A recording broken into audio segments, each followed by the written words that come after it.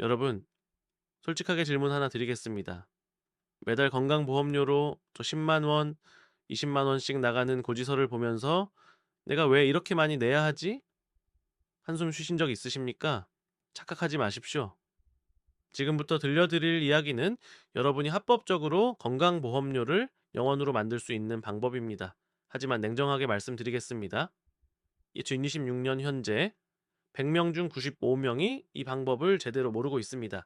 이제 그 결과 매년 수백만 원을 불필요하게 날리고 있습니다. 여러분의 상황은 어떻습니까? 많은 분들이 건강보험 피부양자라는 단어를 들어보셨을 겁니다.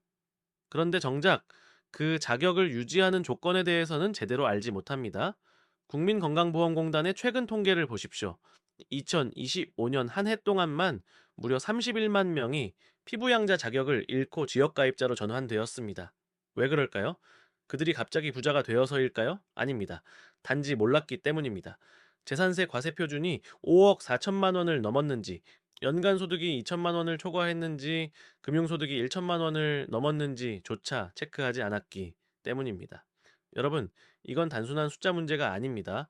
한 가정의 생계가 걸린 문제입니다. 지금 이 순간에도 여러분 통장에 쌓이고 있는 이자 소득, 부모님께서 받으시는 연금, 작은 부업으로 얻는 소득이 여러분을 피부양자, 자격 박탈의 위험에 노출시키고 있습니다.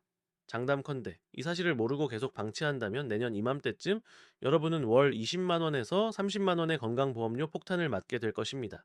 첫 번째 문제, 바로 소득 기준입니다.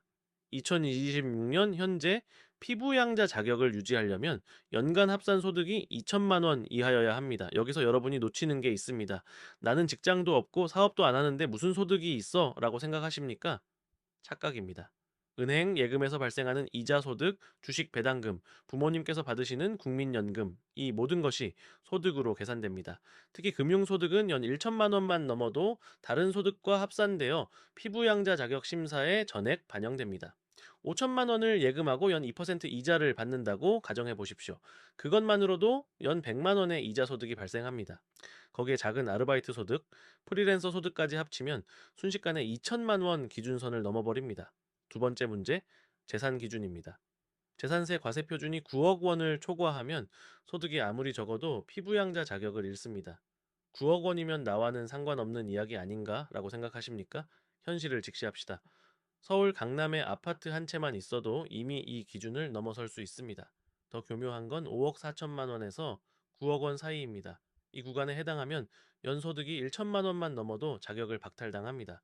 부모님 집에 얹혀 사는 자녀의 경우 부모님 재산이 본인 재산으로 간주되지는 않지만 배우자와 부부 합산으로 계산되기 때문에 결혼한 분들은 특히 주의해야 합니다. 세 번째 문제, 바로 사업소득의 함정입니다. 사업자 등록이 있는 상태에서 사업소득이 단 1원이라도 발생하면 피부양자 자격이 즉시 박탈됩니다. 등록이 없어도 사업소득 합계가 연 500만 원을 초과하면 마찬가지입니다. 주택 임대소득이 있는 경우는 더 가혹합니다.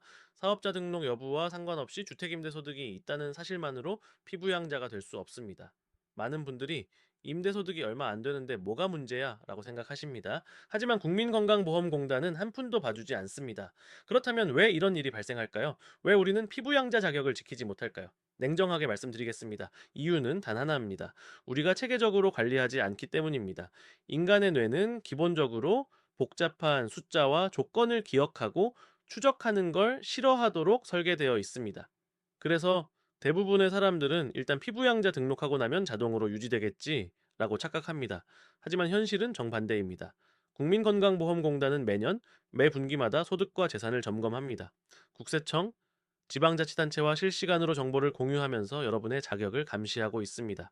또 다른 원인은 환경적 요인입니다. 우리 사회는 점점 더 소득, 원천이 다양해지고 있습니다. 과거에는 월급만 받으면 됐지만 지금은 주식 배당, 예금 이자, 부동산 임대료, 유튜브 수익, 프리랜서 소득 등 수많은 소득 원천이 존재합니다. 그 모든 걸 일일이 추적하고 합산하는 건 보통 사람에게는 거의 불가능에 가깝습니다.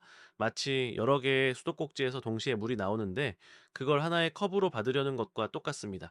그리고 마지막으로 개인 습관의 문제입니다. 대부분의 사람들은 매년 초가 되어야 작년에 소득이 얼마였지? 라고 확인합니다. 이미 늦었습니다. 피부양자 자격 박탈 통지서는 이미 날아온 후입니다. 예방이 아니라 사후 처리만 하는 셈입니다. 솔직히 말해서 이건 시한폭탄을 안고 사는 것과 똑같습니다. 자, 그럼 어떻게 해야 할까요? 냉정하게 말씀드리겠습니다. 지금부터 제가 알려드리는 세 가지 방법을 반드시 실천하십시오. 이걸 지키지 않으면 여러분은 평생 건강보험료 폭탄에 시달릴 것입니다. 첫째, 매년 1월과 7월 연 2회 소득 점검 시스템을 만드십시오. 달력에 표시하고 스마트폰 알람을 설정하고 가족들과 공유하십시오. 1월에는 전년도 소득을 정산하고 7월에는 상반기 소득을 중간 점검하는 겁니다. 이걸 하는데 딱 30분이면 충분합니다. 국세청 홈택스에 접속해서 소득 금액 증명원을 발급받으십시오. 자, 거기에 모든 소득이 명확하게 나와 있습니다. 근로소득, 사업소득, 이자소득, 배당소득, 연금소득, 기타 소득까지 전부 합산하십시오. 그 금액이 2천만 원에 가까워지고 있다라면 즉시 조치를 취해야 합니다. 자, 예를 들어 이자 소득이 900만 원이고 연금 소득이 800만 원이라면 이미 1,100만 원입니다. 여기에 작은 아르바이트 소득 300만 원만 더해져도 기준을 초과합니다. 둘째, 금융소득을 전략적으로 관리하십시오. 이자와 배당을 합쳐서 연 1천만 원이 넘으면 전액 소득으로 잡힌다는 사실을 명심하십시오. 자, 그렇다면 909만 원까지는 괜찮다는 뜻입니다. 만약 여러분이 은행에 5억 원을 예금하고 있다면 이자율이 2%라고 가정할 때 연 1천만 원의 이자가 발생합니다. 이 경우 두 가지 방법이 있습니다. 하나는 예금을 여러 명의 가족 명의로 분산하는 것입니다. 배우자, 자녀 명의로 나눠서 각자 이자 소득이 1천만 원을 넘지 않도록 관리하십시오. 다른 하나는 개인 종합자산 관리 계좌, 즉 ISA를 활용하는 것입니다. 일반형 ISA는 3년 이상 유지하면 이자 소득 200만 원까지 비과세됩니다. 200만 원을 초과하는 소득도 구점증 9%의 낮은 세율로 분리 과세되어 건강보험료 산정에서 제외됩니다. 이게 바로 합법적인 절세이자 보험료 절감 전략입니다. 셋째, 재산세 과세 표준을 철저히 추적하십시오. 매년 9월이 되면은 지방자치단체에서 재산세 고지서를 발송합니다. 그 고지서를 받는 즉시 과세 표준액을 확인하십시오. 5억 4천만 원에 가까워지고 있다라면 경고등이 켜진 것입니다. 9억 원에 가까워지고 있다라면 빨간불입니다. 부동산 시장이 상승하고 공시지가가 올라가면 자동으로 재산세 과세 표준도 올라갑니다. 특히 서울, 수도권 거주자분들은 매년 공시가격 상승률을 체크하셔야 합니다. 만약 과세 표준이 위험 수준에 도달했다면 소득을 1천만 원 이하로 철저히 관리하십시오. 일부러 근로시간을 줄이거나 프리랜서 계약을 조정하거나 금융소득을 분산하는 등의 방법을 동원해서라도 기준선 안에 머물러야 합니다. 그리고 한 가지 더 말씀드리겠습니다. 만약 여러분이 퇴직을 앞두고 있다면 임의계속가입 제도를 반드시 알아두십시오. 직장을 그만두더라도 이 제도를 신청하면 최대 3년간 직장가입자 자격을 유지할 수 있고 그 기간 동안 피부양자 자격도 그대로 유지됩니다. 이건 법이 허용하는 합법적인 혜택입니다. 착각하지 마십시오. 이건 꼼수가 아니라 권리입니다.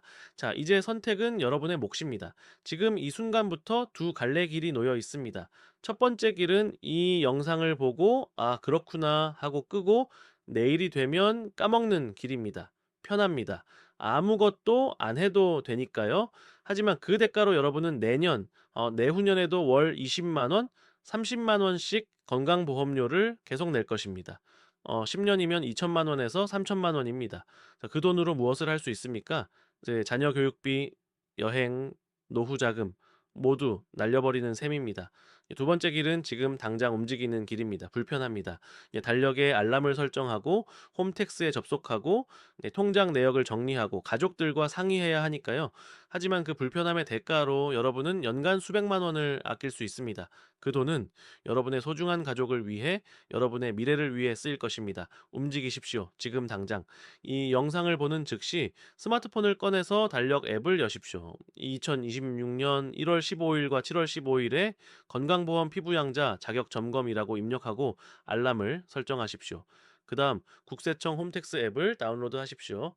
네, 5분이면 됩니다. 그리고 오늘 저녁에 가족들과 함께 앉아서 이 이야기를 나누십시오. 우리 가족의 소득과 재산이 피부양자 기준에 맞는지 확인해 보자고 말입니다. 냉정하게 말씀드리겠습니다. 자, 건강보험료 영원은 꿈이 아닙니다. 법이 보장하는 권리입니다. 다만 그 권리를 지키기 위해서는 여러분이 움직여야 합니다. 아무도 여러분을 대신해서 챙겨주지 않습니다. 국민건강보험공단은 여러분이 자격을 잃는 순간을 기다리고 있을 뿐입니다. 그러니 지금 이 순간, 이 영상을 본 바로 이 순간부터 행동하십시오. 그것이 여러분 자신과 가족을 위한 가장 현명한 선택입니다.